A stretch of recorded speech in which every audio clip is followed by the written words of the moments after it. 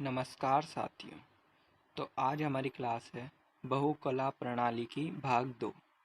भाग 1 में हमने लास्ट टॉपिक पढ़ा था फेज सीक्वेंस डिटेक्टर के बारे में, जो फेज अनुक्रम ज्ञात करने के लिए उपयोग किया जाने वाला उपकरण होता है।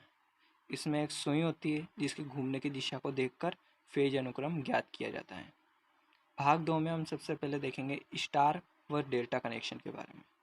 तो स्टार व डेल्टा कनेक्शन में डायरेक्ट मैं आपको अंतर बताऊंगा। तो अंतर समझते हम, उसी से हम स्टार व डेल्टा कनेक्शन के बारे में पूरा सब कुछ जानेंगे। तो स्टार व डेल्टा कनेक्शन में अंतर।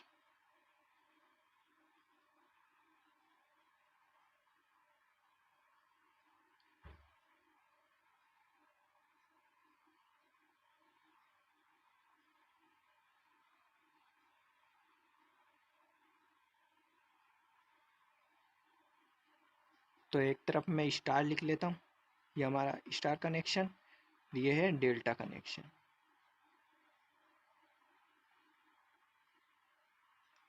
तो सबसे पहले बात करते हैं हम इसके सिंबल की। तो सबसे पहले बात करते हैं हम इसके सिंबल की, जिसमें स्टार का सिंबल जो होता है वो ऐसा होता है और डेल्टा का इस प्रकार का। त्रिभुज को डेल्टा भी कहते हैं। अब देखते हैं हम दूसरा पॉइंट। तो स्टार कनेक्शन में जो धारा होती है, लाइन धारा व फेज धारा दोनों बराबर होती है। तो इसमें लाइन धारा व फेज धारा, ये फेज धारा आईपी व लाइन धारा आईएल। लाइन धारा और फेज धारा के बारे में हमने भाग 1 में पढ़ा है कि लाइन धारा एक लाइन में मापी गई धारा, फेज धारा एक फेज में मापी गई धारा, फेज धारा। तो इसमें लाइन धारा व फेज धारा बराबर होती है स्टार कनेक्शन के लिए। अब देखते हैं हम डेल्टा कनेक्शन के लिए। तो डेल्टा कनेक्शन में जो लाइन धारा होती है वो फेज धारा की √3 गुना होती है। अर्थात इसमें जो लाइन धारा है वह फेज धारा की √3 गुना है। फेज धारा की √3 गुना होती है। अब देखते हैं हम नेक्स्ट पॉइंट के बारे में। तो स्टार कनेक्शन में जो लाइन वोल्टेज होते हैं वह फेज वोल्टेज के √3 गुना होते हैं। लाइन वोल्टेज फेज वोल्टेज के √3 गुना होते हैं, और जबकि डेल्टा कनेक्शन में दोनों बराबर होते हैं। VL बराबर VP, फेज वोल्टेज व लाइन वोल्टेज दोनों बराबर होते हैं। नेक्स्ट देखते हैं हम इसके शक्ति के बारे में। मतलब यहाँ स्टार में तो धाराएं बराबर है और वोल्टेज भिन्न भिन्न, जबकि डेल्टा में धाराएं भिन्न भिन्न है और वोल्टेज बराबर है। तो आप इनमें कंफ्यूज ना हो, इनको ध्यान से देखें कि इस स्टार में voltage, line voltage phase voltage का √3 गुना है, जबकि डेल्टा में लाइन धारा फेज धारा की √3 गुना है। अब देखते हैं हम शक्ति के बारे में। तो 3 फेज में हमने पढ़ा है कि पावर जो होती है वो वास्तविक शक्ति की 3 गुना होती है। अर्थात P बराबर 3 into VP IP cos phi. यही पढ़ा है हमने 3 फेज के लिए। अब इससे संबंधित हम स्टार के लिए निकालेंगे। तो हम इसको आगे सोल्व करेंगे। तो P बराबर 3 हम रहने देंगे यहाँ की यहीं। अब देखेंगे हम VP का मान। इधर से हम VP का मान निकालते हैं, क्योंकि स्टार कनेक्शन में जो लाइन वोल्टेज होते हैं वो फेज वोल्टेज के √3 गुना होते हैं। तो यहाँ से हम फेज वोल्टेज का मान निकालेंगे तो √3 इसके बटे में जाएगा, तो आ जाएगा VL बटा √3। तो यहाँ पे लिखेंगे VL बटा √3 इंटू IP किसके बराबर है? IL के। तो हम यहाँ पे IL लिखेंगे, यानी VP को और IP को हम VL तथा IL के पदों में चेंज करेंगे, और cos फाई हमारा ऐसे के ऐसे ही। अब इसको हम आगे सोल्व करेंगे तो हमारे पास पावर जो आएगी, 3 से √3 कटता नहीं है, तो 3 को हम इस प्रकार भी लिख सकते हैं, √3 इंटू √3, इस प्रकार भी लिख सकते हैं। तो √3 से एक √3 कट जाएगा तो बचेगा √3। तो यहाँ पे √3 बचा ऊपर, और VL और IL बचा, VL IL तथा ये cos फाई। तो स्टार कनेक्शन में जो शक्ति होती है वो √3 VL IL cos phi, line voltage और लाइन धारा का गुणनफल का √3 गुना। अब बात करते हैं हम डेल्टा कनेक्शन के लिए। तो हमने 3 फेज के लिए जो पढ़ा है वही सूत्र लगाएंगे, 3 into VP I P cos phi. अब इसको हम आगे सोल्व करेंगे तो P बराबर 3 को हम ऐसे कैसे रहने देंगे। फेज वोल्टेज, अब यहाँ जो फेज वोल्टेज होते हैं डेल्टा कनेक्शन के लिए, जो फेज वोल्टेज होते हैं वो लाइन वोल्टेज के बराबर होते हैं। तो यहाँ पे फेज वोल्टेज बराबर लाइन वोल्टेज के बराबर है, इसलिए हम डायरेक्ट VL लिखेंगे।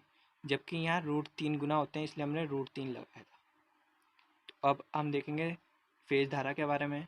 तो फेज धारा इस सूत्र से हम जब निकालेंगे तो √3 बटे में जाएगा, तो IL बटा √3 आ जाएगा इंटू IL बटा √3 और हमारा कोस फाई। इसको हम आगे सोल्व करेंगे तो P बराबर 3 और √3, ये सिस्टम है। 3 को हम √3 इंटू √3 लिख सकते हैं यहाँ भी, तो √3 से एक √3 कट जाएगा और एक √3 बचेगा, तो एक √3 बच गया ये, और VL IL cos phi, VL IL cos phi. तो स्टार तथा डेल्टा कनेक्शन के लिए जो शक्ति होती है वो दोनों बराबर होती है। √3 इधर भी √3, वही सूत्र आता है। इससे न्यूमेरिकल भी आते हैं, आपको VL IL दे देगा तो आपको पावर निकालने कीगा, या VP IP दे सकता है आपको पावर निकालने की कह सकता है, तो आपको इस प्रकार निकालनी है इसके लिए पावर। ठीक है, अब देखते हैं हम इसके नेक्स्ट पॉइंट के बारे में।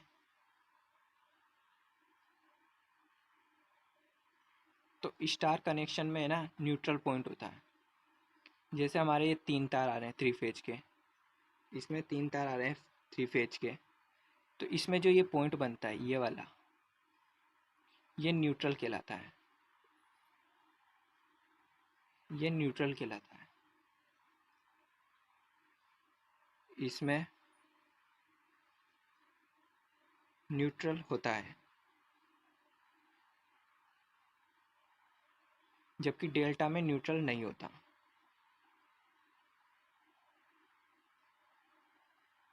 जबकि इसमें नहीं होता,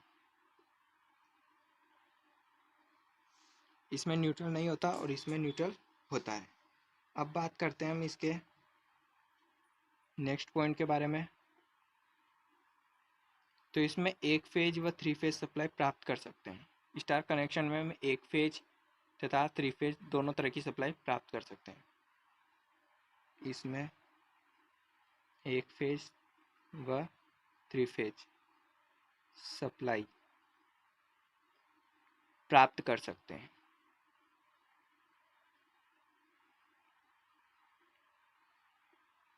जबकि डेल्टा के लिए हम ओनली 3 फेज सप्लाई ही प्राप्त कर सकते हैं। इसमें केवल 3 फेज ही प्राप्त करते हैं।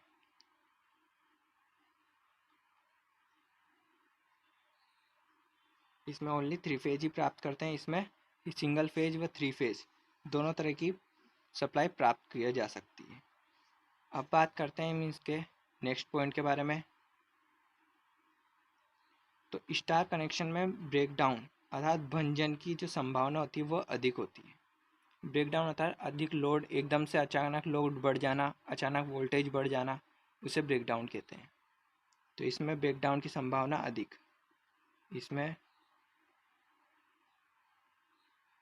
ब्रेकडाउन की संभावना अधिक होती है। जबकि डेल्टा कनेक्शन में ब्रेकडाउन की संभावना कम होती है। इसमें कम होती है। नेक्स्ट बात करते हैं हम इसके नेक्स्ट पॉइंट के बारे में। तो इसमें 3 फेज 4 तार सिस्टम होता है। 3 फेज 4 तार का सिस्टम होता है। इसमें 3 फेज व 4 तार का सिस्टम होता है, जबकि इसमें 3 फेज 3 तार का सिस्टम होता है। अब आप पूछेंगे इसमें 4 तार क्यों है। तो इसमें 3 फेज के तो 3 तार हो गए और एक न्यूट्रल भी निकाला जाता है, इसलिए चौथा वायर न्यूट्रल का होता है, इसलिए इसमें 3 फेज 4 तार होते हैं। जबकि इसमें न्यूट्रल नहीं होता तो 3 फेज ही होते हैं। इसमें ओनली 3 फेज होते हैं। नेक्स्ट बात करते हैं हम इसके नेक्स्ट पॉइंट की।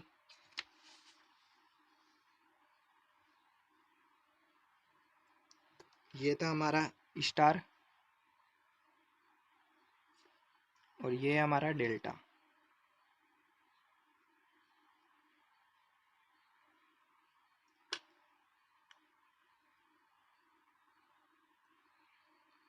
तो इसमें जो होती है वोल्टेज, फेज वोल्टेज से 30 डिग्री आगे रहती है। इसमें भी cos फाई होता है अर्थात पावर फैक्टर। तो फाई होता है तो अर्थात कोई ना कोई प्रत्यावर्ती राशि कोई आगे चलेगी कोई पीछे चलेगी। तो इसमें लाइन वोल्टेज जो होते हैं वो फेज वोल्टेज से 30 डिग्री आगे होते हैं। लाइन वोल्टेज VL VP से अर्थात फेज वोल्टेज से 30 डिग्री आगे रहते हैं। या फिर इसे हम ऐसे भी कह सकते हैं, जो लाइन वोल्टेज होते हैं वो फेज धारा से 30 + 5 डिग्री आगे रहते हैं। या लगा के हम इसे ऐसे भी लिख सकते हैं, लाइन वोल्टेज फेज धारा IP या फेज धारा या IL भी, लाइन धारा भी कह सकते हैं हम इसे। लाइन धारा या फेज धारा से 30 + 5 डिग्री, 30 + 5 डिग्री यानी 30 तो रहता है, उसके +5 कितना भी हो सकता है 5, तो उतना डिग्री भी आगे रहती है, आगे रहती है। अब बात करते हैं हम डेल्टा कनेक्शन के लिए। तो डेल्टा कनेक्शन में जो लाइन वोल्टेज होते हैं, इसमें इसमें फेज धारा होती है। इसमें फेज धारा लाइन धारा से 30 डिग्री आगे रहती है। इसमें फेज धारा अर्थात IP लाइन धारा से अर्थात IL से 30 डिग्री आगे रहती है, 30 डिग्री आगे रहती है। या इसे हम ऐसे भी बोल सकते हैं कि इसमें जो फेज धारा होती है वो लाइन वोल्टेज से 30 + 5 डिग्री आगे होती है। इसमें जो फेज धारा होती है वो VL अर्थात लाइन वोल्टेज से 30 + 5 डिग्री, 30 + 5 डिग्री आगे रहती है। तो ये है स्टार कनेक्शन के लिए और ये है डेल्टा कनेक्शन के लिए। अब बात करते हैं इसमें नेक्स्ट पॉइंट के बारे में। तो इसमें लाइन वोल्टेज जो होते हैं, लाइन वोल्टेज या फेज वोल्टेज एक दूसरे से 120 डिग्री पर स्थापित रहते हैं। VL या VP एक दूसरे से 120 डिग्री पर होते हैं, 120 डिग्री पर होते हैं। जबकि डेल्टा कनेक्शन में लाइन धारा व या फेज धारा एक दूसरे से 120 डिग्री पर होती है। इसमें IL या IP एक दूसरे से 120 डिग्री पर होते हैं, 120 डिग्री पर होते हैं। अब बात करते हैं हम इसके नेक्स्ट पॉइंट के बारे में। तो स्टार कनेक्शन में जो का उपयोग है वो वितरण में सर्वाधिक किया जाता है। प्रयोग वितरण में सर्वाधिक।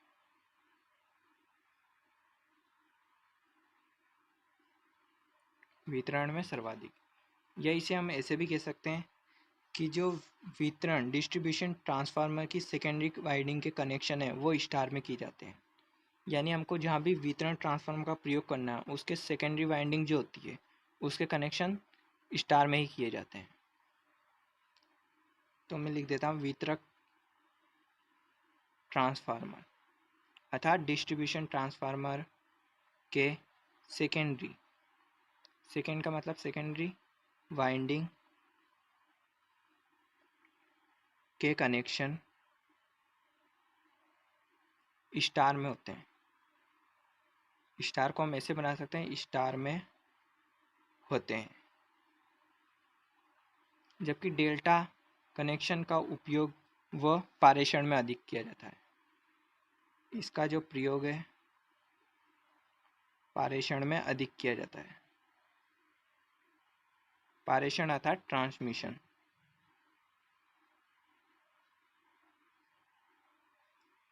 अब इसमें जो डिस्ट्रीब्यूशन ट्रांसफार्मर के कनेक्शन है वो डेल्टा में किए जाते हैं। डिस्ट्रीब्यूशन पारेषण अर्थात ट्रांसमिशन ट्रांसफार्मर के पारेषण अर्थात ट्रांसमिशन ट्रांसफार्मर के कनेक्शन डेल्टा में होते हैं।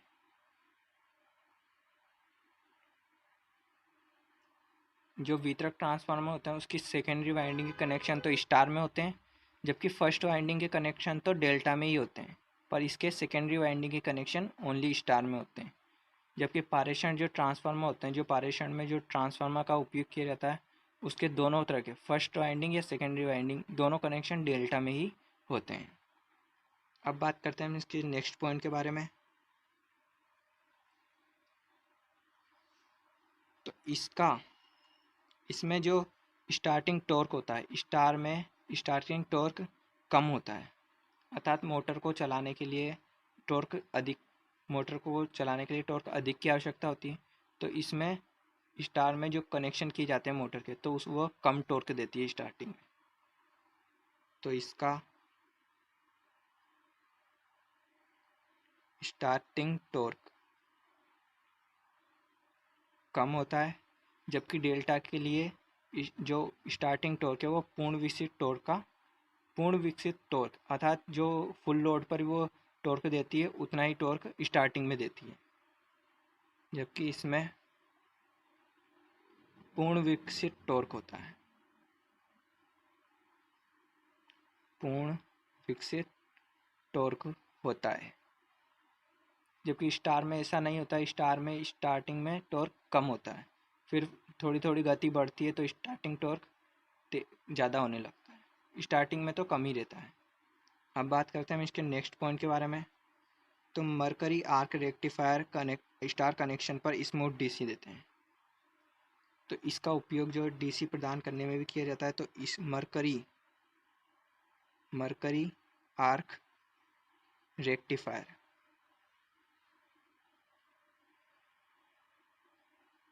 स्टार कनेक्शन में स्मूथ डीसी देते हैं। रेक्टिफायर का जो काम होता है वो एसी को डीसी में चेंज करना है। तो मरकरी आर्क रेक्टिफायर एक युक्ति है जिसको हम अगर स्टार कनेक्शन में जोड़ते हैं तो वह स्मूथ डीसी देते हैं। रेक्टिफायर के बारे में हम इलेक्ट्रॉनिक्स से जब चैप्टर पढ़ेंगे तो तब पढ़ेंगे रेक्टिफायर होता क्या है। बस आप ये याद रखिए रेक्टिफायर का उपयोग एसी को डीसी में चेंज करने के लिए किया जाता है। अब ये रेक्टिफायर का प्रकार है मरकरी आर्क रेक्टिफायर। अब जबकि डीसी में रोटरी कन्वर्टर के कनेक्शन जो है वो डेल्टा में किए जाते हैं। रोटरी कन्वर्टर के कनेक्शन डेल्टा में होते हैं। तो मरकरी आर्क रेक्टिफायर के कनेक्शन स्टार में तथा रोटरी कन्वर्टर कनेक्शन डेल्टा में किए जाते हैं। इसका बताने का मतलब मेरा ये था कि स्टार का कोई भी आपको उदाहरण पूछे तो आप मरकरी आर्क रेक्टिफायर बता सकते हैं, और डेल्टा का पूछे तो रोटरी कन्वर्टर बता सकते हैं। अब देखते हैं हम स्टार कनेक्शन व डेल्टा कनेक्शन से एक क्वेश्चन। तो प्रश्न क्या कहता है, एक 3 फेज सप्लाई के लिए अर्थात एक 3 फेज सप्लाई हेतु लाइन वोल्टेज √3 वोल्ट है तथा तो स्टार व डेल्टा कनेक्शन के लिए फेज वोल्टेज का मान ज्ञात करें। वीपी अर्थात फेज वोल्टेज का मान ज्ञात करना है। तो हम इसे हल कैसे करेंगे। तो सबसे पहले देखते हैं हमें क्या दिया गया है, लाइन वोल्टेज अर्थात वीएल वो कितना है √3। तो हमें स्टार व डेल्टा के लिए फेज वोल्टेज का मान ज्ञात करना है। सबसे पहले देखते हैं हम स्टार के लिए। स्टार में जो लाइन वोल्टेज होते हैं वो फेज वोल्टेज के √3 गुना होते हैं, √3 गुना फेज वोल्टेज। हमें क्या ज्ञात करना है, फेज वोल्टेज। तो फेज वोल्टेज ज्ञात करना है तो √3 को हम इधर भेजेंगे, √3 इसके बटे में लग जाएगा। तो VL बटे √3 बराबर फेज वोल्टेज आ जाएगा। तो हम इसको ऐसे लिखेंगे VP बराबर VL बटा √3। अब VL आता है लाइन वोल्टेज और लाइन वोल्टेज हमें दिया गया है √3 है, तो √3 बटा ये वाला √3 और इससे कट जाएगा तो हमारे पास आ जाएगा 1। अब देखते हैं हम डेल्टा के लिए। डेल्टा में जो VL होते हैं अर्थात लाइन वोल्टेज, वो फेज वोल्टेज के बराबर होते हैं। तो इसमें जो लाइन वोल्टेज होगा वही फील्ड वोल्टेज होगा। तो VP का मान क्या आ जाएगा, क्योंकि लाइन वोल्टेज फील्ड वोल्टेज बराबर है, तो लाइन वोल्टेज हमें दिया गया है √3, तो फेज वोल्टेज भी √3 ही हो जाएंगे। तो स्टार व डेल्टा के लिए हम फेज वोल्टेज इस प्रकार ज्ञात करेंगे, और इस प्रकार के ही क्वेश्चन परीक्षा में आते हैं। तो ये है हमारा आंसर। अब देखेंगे हम 3 फेज परिपथ में शक्ति की मापन विधि।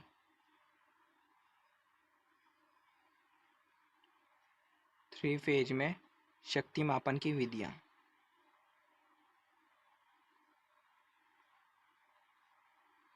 शक्ति मापन की विधियाँ।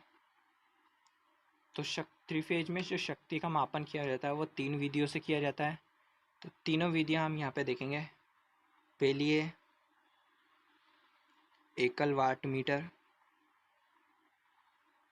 एकल वाट मीटर विधि, इसमें एक ही वाट मीटर यूज किया जाता है। दूसरी है 2 वाट मीटर विधि। 2 वाट मीटर विधि। और तीसरी है 3 वाट मीटर विधि। 3 वाट मीटर विधि। यहाँ जो सबसे इम्पोर्टेंट है ये वाली है 2 वाट मीटर विधि। ये सबसे ज़्यादा इम्पोर्टेंट है, इससे क्वेश्चन भी इससे ही ज़्यादा आते हैं। तो सबसे पहले देखेंगे हम एकल वाट मीटर विधि। उससे पहले आप एक नोट लगा के एक चीज़ लिखना, यदि n फेज की संख्या हो तो, यदि कितने फेज हो, कितने भी हो, 1 हो, 2 हो या 3 हो, तो n फेजों की संख्या हो तो प्रयुक्त होने वाले वाट मीटर की संख्या n-1 होगी। यदि n फेजों की संख्या हो तो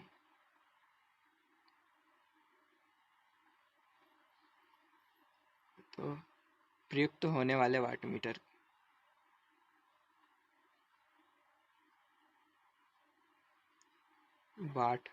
मीटरों की संख्या कितनी होगी, n-1। n-1। तो ये सूत्र है, इससे आपको पूछ लेगा कि 2 फेज के लिए वाट मीटर की संख्या कितनी होगी, तो आप इसकी संख्या निकाल सकते हैं। 2-1, उससे आ जाएगा हमारा 1। तो 3 फेज के लिए संख्या कितनी होगी, तो 3-1 2। क्योंकि 2 वाट मीटर विधि ही सबसे ज़्यादा इंपॉर्टेंट है, इसलिए यहाँ पे ये वाला सूत्र लगा गया है कि n-1। 3 फेज के लिए है तो 3-1 2, तो 2 वाट मीटर विधि सबसे ज़्यादा इम्पोर्टेंट है। तो एकल वाट मीटर की विधि जो है वो संतुलित लोड अवस्था में इसका उपयोग किया जाता है, अर्थात तीनों फेजों पर समान लोड होंगे तभी इस विधि का उपयोग किया जा सकता है। तो संतुलित लोड के लिए, संतुलित लोड के लिए उपयुक्त है। इसका प्रयोग हम असंतुलित लोड के लिए नहीं कर सकते। इसमें एक ही वाट मीटर का प्रयोग किया जाता है। तो इसके कनेक्शन जो होते हैं इस प्रकार होते हैं।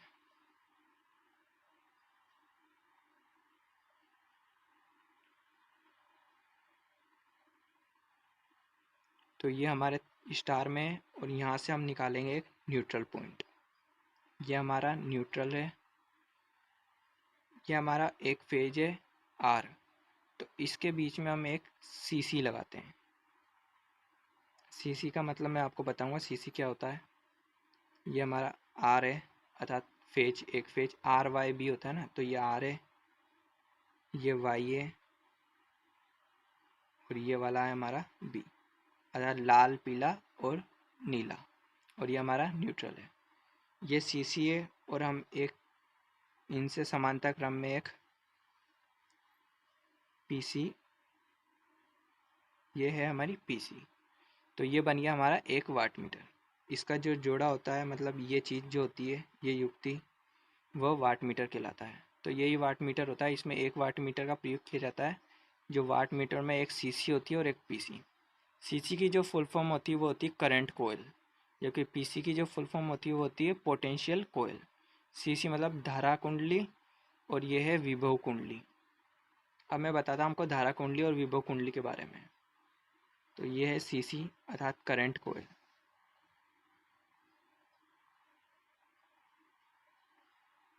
ये हमारी पीसी अर्थात पोटेंशियल कोयल। तो सीसी और पीसी बहुत ज़्यादा इम्पोर्टेंट है, इसी से मिलकर वाट मीटर बना होता है। अब बात करते हैं इसमें कुल पावर की, कि कुल पावर कैसे ज्ञात की जाती है। तो इसमें कुल पावर जो होती है, कुल पावर अर्थात टोटल पावर, तो इसमें कुल पावर जो होती है 3 इंटू एक फेज की पावर होती है, 3 इंटू एक फेज की पावर। अब ये क्यों होती है, क्योंकि आपको पता है ये संतुलित लोड के लिए, तो एक फेज में जितनी पावर होगी वही तीनों फेज में होगी, तो एक फेज को 3 से गुणा कर देंगे तो हमारे पास कुल पावर आ जाएगी। तो ये हमारी एकल वाट मीटर विधि। अब देखते हैं हम 3 वाट मीटर विधि के बारे में। 2 वाट मीटर ज़्यादा इम्पोर्टेंट है, इसलिए हम इसको लास्ट में देखेंगे। तो 3 वाट मीटर विधि।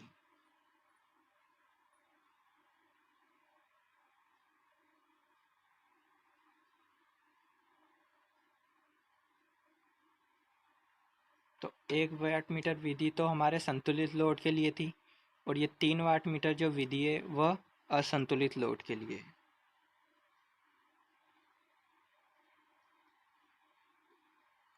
असंतुलित लोड हेतु उपयुक्त।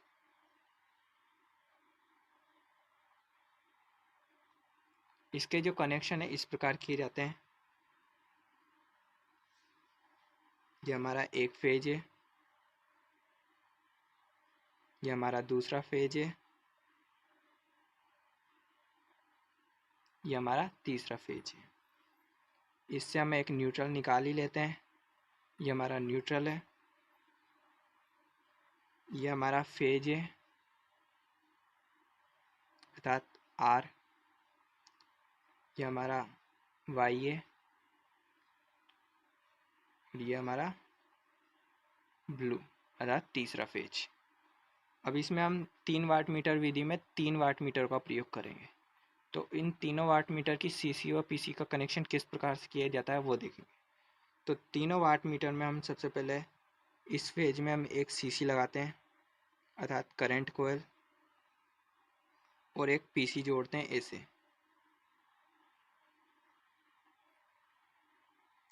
पीसी को इस प्रकार जोड़ते हैं। तो ये हमारा पहला वाट मीटर होता है। आप ये याद रखें, सीसी को हमेशा श्रेणी क्रम में जोड़ा जाता है, जबकि पीसी अर्थात पोटेंशियल कोयल को हम हमेशा समांतर क्रम में जोड़ते हैं। तो ये समांतर क्रम में जोड़ा गया है, और जबकि करंट कोयल हम श्रेणी क्रम में जोड़ते हैं। आप इससे भी याद रख सकते हैं कि अमीटर को हम जो धारा को मापता है वो श्रेणी क्रम में जोड़ा जाता है, और जो समांतर क्रम में जोड़ा जाता है वोल्ट मीटर, तो वोल्ट मीटर समांतर क्रम में जुड़ा होता है। इसी प्रकार हम पोटेंशियल कोयल अर्थात विभव कुंडली को भी समांतर क्रम में जोड़ते हैं। अब देखते हैं हमारा दूसरा वाट मीटर किस प्रकार जुड़ेगा। तो हमारी दूसरी प्रेशर कोयल अर्थात इस प्रकार रहेगी, और दूसरी जो सीसी है वो यहाँ पे लग जाएगी इसके फेज में, वाई के फेज में। तो ये हमारा दूसरा वाट मीटर हो जाएगा, ये सीसी है और ये पीसी। जबकि तीसरे फेज में हम एक सीसी जोड़ेंगे अर्थात करंट कोयल, और इसमें जो पीसी जोड़ेंगे वो इस प्रकार जोड़ेंगे, इससे न जोड़ के हम न्यूट्रल से जोड़ेंगे। तो ये हमारी पीसी। तो ये प्रेशर कोयल, ये करंट कोयल हमेशा श्रेणी क्रम में, प्रेशर कोयल हमेशा समांतर क्रम में। तो ये देख लीजिए आप, एक ये सीसी तो हमें था एक एक फेज में लगी हुई है, और पीसी को हमने एक फेज से कनेक्ट करते हुए एक न्यूट्रल से कनेक्ट कर रखा है सभी में। तो ये हमारे 3 वाट मीटर विधि के कनेक्शन। इसमें जो पावर होती है कुल पावर, इसमें जो कुल पावर होती है पीटी, वो तीनों वाट मीटरों का योग होती है। क्योंकि ये असंतुलित लोड है तो तीनों फेज में जो पावर आएगी वो अलग अलग आएगी, तो तीनों फेजों की पावरों का योग हमारे पास कुल पावर आती है, P1 plus P2 plus P3। तो ये हमारे 3 वाट मीटर विधि का कुल पावर का सूत्र है। इससे भी न्यूमेरिकल आ जाएगा, आपको एक फेज का पावर दे देगा, दूसरे फेज का व तीसरे फेज का, तो कुल पावर निकलवा सकता है वो, तो आप इसको जोड़ के निकाल सकते हैं। 1 वाट मीटर में संतुलित लोड के लिए तो 3 से गुणा कर देंगे एक फेज को, तो वो हमारे पास कुल पावर उससे आ जाएगी। तो ये 3 वाट मीटर विधि। अगली देखते हैं हम 2 वाट मीटर विधि के बारे में, जो सबसे ज़्यादा इम्पोर्टेंट है।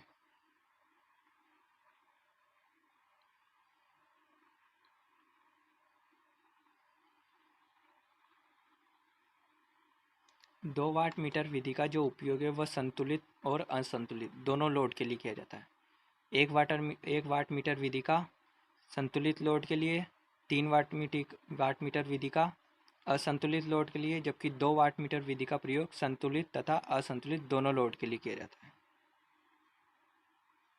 संतुलित व असंतुलित लोड के लिए।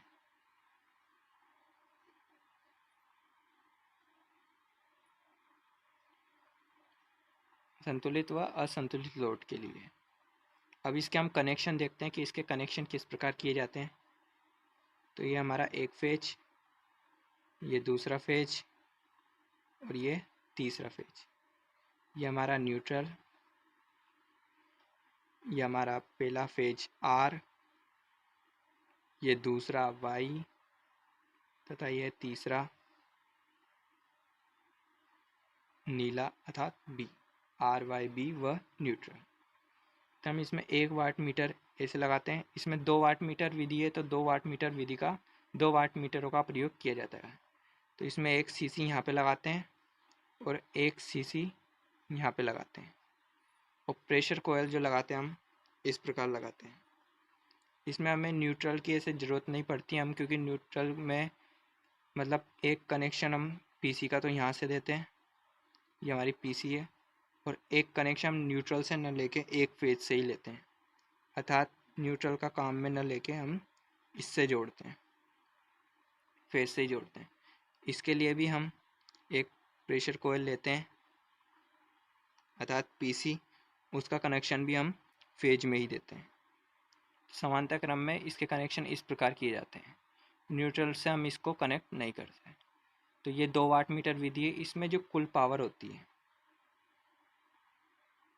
कुल पावर अर्थात पीटी, उसका जो सूत्र है दोनों वाट मीटरों का योग है। क्योंकि ये संतुलित व असंतुलित दोनों लोड के लिए, तो इसमें P1 प्लस P2, तो ये कुल पावर ज्ञात करने का सूत्र है। मैंने बताया आपको 2 वाट मीटर विधि सबसे ज़्यादा इम्पोर्टेंट है। तो इसमें से न्यूमेरिकल टाइप क्वेश्चन भी आते हैं। तो इस 2 वाट मीटर विधि में हम शक्ति का तो मापन करते ही हैं तथा कोस फाई अर्थात पावर फैक्टर का भी मापन करते हैं। तो इसमें हम पावर फैक्टर को भी ज्ञात करते हैं। पावर फैक्टर अर्थात कोस फाई। तो इसमें हम कोस फाई को ना ज्ञात करते हैं, ओनली फाई को ज्ञात करते हैं, या कह सकते हैं हम इधर टेन फाई को ज्ञात करते हैं। तो टेन फाई का जो सूत्र है, टेन फाई का जो सूत्र है वो ये है, टेन फाई बराबर √3 P1 माइनस P2 बटा P1 प्लस P2। यह हमारा टेन फाई याद करने का सूत्र है। इससे बहुत सारे न्यूमेरिकल आ भी चुके हैं और आते रहते हैं। तो एक न्यूमेरिकल मैं आपको करके भी बताऊंगा। और सबसे पहले देखेंगे हम इनकी कुछ अवस्थाएं होती है कि 1 वाट मीटर अगर पॉजिटिव दर्शाएगा, दूसरा वाट मीटर नेगेटिव दर्शाएगा, तो किस प्रकार की अवस्था होगी, तो वो देखते हैं हम।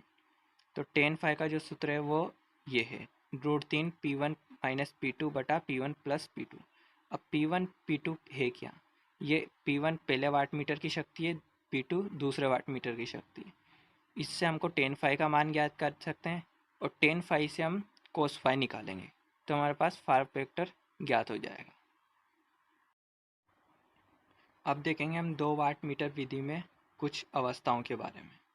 तो इन अवस्थाओं के बारे में आपको मैं क्वेश्चन के तौर पे ही आपको बताऊंगा, जिससे आप समझने में भी आपको आसान होगा। तो आप हेडिंग डाल सकते हैं 2 वाट मीटर विधि के लिए वाट मीटरों की अवस्थाएं।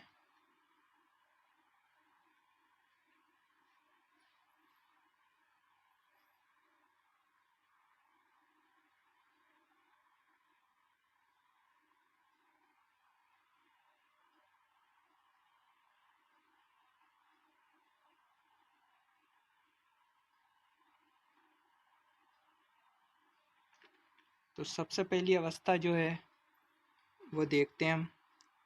तो पहली अवस्था जो है यदि दोनों वाटमीटर समान मान दर्शाएं तो पावर फैक्टर का मान कितना होगा। तो ये आपको एक क्वेश्चन भी मिल सकता है और ये अवस्था भी कि दोनों वाटमीटर समान मान दर्शाते हैं।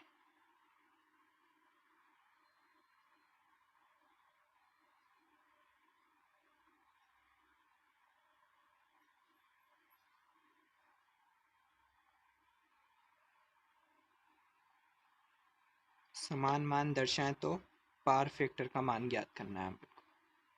तो आपको एक क्वेश्चन के तौर पे ही मिल जाएगा। तो अब देखते हैं हम पावर फैक्टर का मान कैसे निकालेंगे। तो यहाँ पे हमें दे रखा है P1 बराबर P2 है, तो इसको हम P मान लेते हैं क्योंकि दोनों वाट मीटर समान मान दर्शा रहा है, तो हम इसको डायरेक्ट P मान लेते हैं। तो हम इसमें tan फाई का जो सूत्र है वही लगाएंगे। तो tan फाई बराबर √3 P1 माइनस P2 बटा P1 प्लस P2। तो हम इसमें डायरेक्ट PP रख देंगे यहाँ पे, √3 P माइनस P बटे P प्लस P, क्योंकि P1 व P2 बराबर हैं तो PP रख दिया हमने। तो P से P कट के यहाँ पे आ जाएगा हमारे पास 0, और 0 से √3 गुणा होगा तो 0, और 0 से सब कुछ गुणा होगा तो ये पूरा 0 हो जाएगा। तो हमारे पास tan फाई आ जाएगा 0। तो हम इससे cos फाई का मान कैसे ज्ञात करेंगे। तो tan फाई आ गया हमारे पास 0। तो tan फाई का मान ऐसे ज्ञात करेंगे हम 0 tan के पदों में कितने डिग्री पर होता है। 0 जो मान होता है वो tan के पदों पर कितने डिग्री पर होता है, उसके लिए आपको ट्रिग्नोमेट्री सारणी सीखनी पड़ेगी। तो ट्रिग्नोमेट्री सारणी इस प्रकार की होती है, आप इसका स्क्रीनशॉट भी ले सकते हैं। तो इसमें 0 30 डिग्री व 45 डिग्री व 60 डिग्री व 90 डिग्री का मान लिखे हुए हैं। साइन, कोस, टेन, कोट, सेक और ये है कोसेक। तो इनके मान लिख रखे हैं, उससे होता है। तो हमको टेन के पदों में 0 मान चाहिए। तो हम टेन वाली लाइन देखेंगे, टेन वाली लाइन 0 ये रहा। तो टेन जीरो का मान 0 होता है। तो हमको पता चल गया टेन 0 डिग्री का मान 0 होता है। तो 0 की जगह हम ये भी लिख सकते हैं टेन 0 डिग्री लिख सकते हैं, क्योंकि टेन 0 डिग्री का मान 0 होता है। अब देखते हैं हम, ये टेन है और ये भी टेन है, टेन से टेन कट जाता है तो हमारे पास फाई आ जाएगा 0 डिग्री। तो हमारे पास फाई कितना आ गया 0 डिग्री। अब हम इससे पावर फैक्टर निकालेंगे, पावर फैक्टर अर्थात कोस फाई। तो फाई हमारे पास आया 0 डिग्री, तो कोस 0 डिग्री, और कोस 0 डिग्री का मान कितना होता है 1। तो अर्थात जब दोनों वाट मीटर समान मान दर्शाएंगे तो पावर फैक्टर यूनिटी अर्थात इकाई होगा। इसकी जगह आपको मिल सकता है इकाई। आपको क्वेश्चन दे देगा दोनों वाट मीटर समान मान दर्शाते हैं तो पावर फैक्टर होगा यूनिटी, एक, या मतलब ABC, कुछ भी आपको क्वेश्चन दे देगा तो आपको एक भी मिल सकता है, वहाँ पे यूनिटी भी मिल सकता है या इकाई भी मिल सकता है। तो ये है एक कंडीशन। अब देखते हैं हम दूसरी कंडीशन के बारे में। तो दूसरी कंडीशन क्या कहती है कि P1 जो है अर्थात एक वाट मीटर पॉजिटिव दर्शाता है और दूसरा वाट मीटर 0 मान दर्शाता है। तो इसमें पावर फैक्टर का मान कितना होगा, तो इसको हम देखते हैं। तो हमारे पास tan फाई का जो सूत्र है वही लगाएंगे, tan फाई बराबर √3 P1 माइनस P2 बटे P1 प्लस P2। तो हम इसमें इन मानों को रखेंगे, तो √3 इसे कैसे ही P1 क्या दर्शाता पॉजिटिव, तो इसको हम P रहने देंगे या P1 कर सकते हैं, और माइनस की जगह माइनस लगाएंगे। और P2 क्या मान दर्शाता है 0, तो हम 0 लगाएंगे। नीचे भी हम P1 ऐसे कैसे ही, और P2 का मान 0 है तो 0 लिख देंगे। इसको हम आगे सोल्व करेंगे तो tan फाई बराबर √3 ऐसे कैसे आ जाएगा, और इधर P1 है माइनस 0, तो हमारे पास आ जाएगा यहाँ पे P1 बटे P1 में 0 जोड़ेंगे तो हमारे पास P1 आ जाएगा। P1 से P1 कट जाएगा और tan फाई बराबर हमारे पास आ जाएगा √3। तो tan फाई बराबर हमारे पास आ गया √3। तो अब tan के पदों में √3 किसका मान है, तो हम ट्रिग्नोमेट्री सारणी से ही देखेंगे tan के पदों में √3 किसका मान है। तो आप इसमें देखिए tan की लाइन में जो है √3 यहाँ पे आता है, और ये √3 tan 60 का मान है, अर्थात tan 60 का मान √3 होता है। तो इससे हम tan 60 का मान √3 होता है, तो tan phi बराबर √3 की जगह अब हम लिख सकते हैं tan 60। क्यों? क्योंकि tan 60 का जो मान होता है वह √3 होता है। तो इससे हमारे पास 10 से 10 कट जाएगा और phi का मान आ जाएगा 60 डिग्री। तो हम इससे पावर फैक्टर निकालेंगे,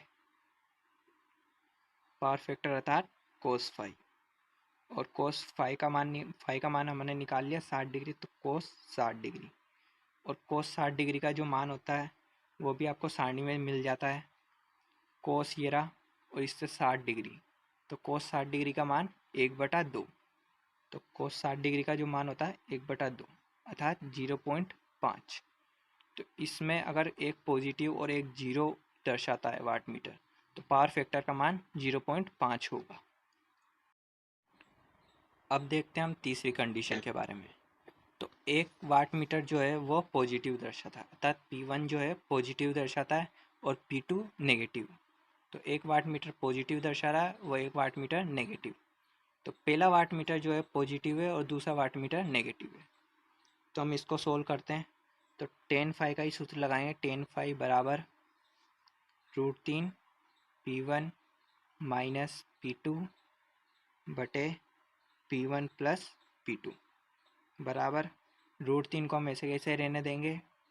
P1 जो है पॉजिटिव दर्शा रहा है तो हम P1 लिख देंगे, और P2 जो है नेगेटिव दर्शा रहा है।